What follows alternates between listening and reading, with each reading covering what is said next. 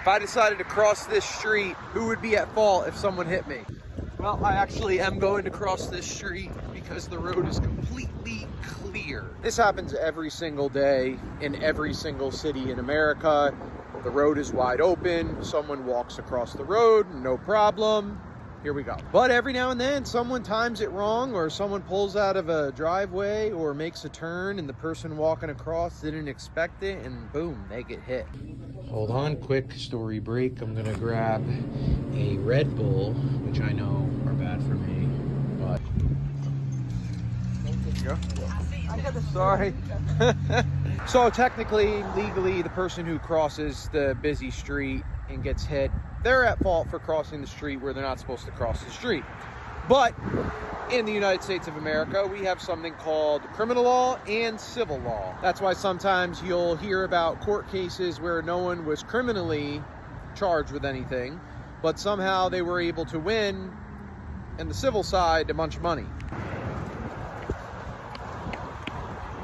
So just because the law says that someone shouldn't cross there, it doesn't mean that someone can recklessly drive into the person and, just claim, oh, well, he was running, crossed the spot he wasn't supposed to, so it doesn't matter, I hit him. No, that's not an excuse. You can't do that.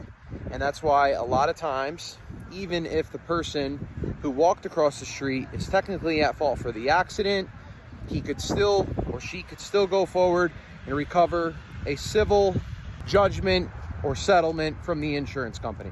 This is definitely a lot easier when the person who gets hit has a lot of injuries and a substantial amount of medical bills. In fact, we had a client that was put at fault on the police report for walking across the street, but his bills were like $500,000. He had a ton of injuries, and the insurance company only had $30,000 in policy limits. So they had a business decision to make where they said, let's just give the $30,000 now of our limits so that we don't put ourselves in a position where we're going to have to pay even more than that if they file a lawsuit against us.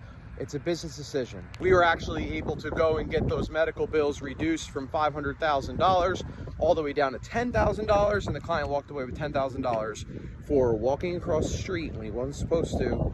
Civil side of the law, just how it goes sometimes.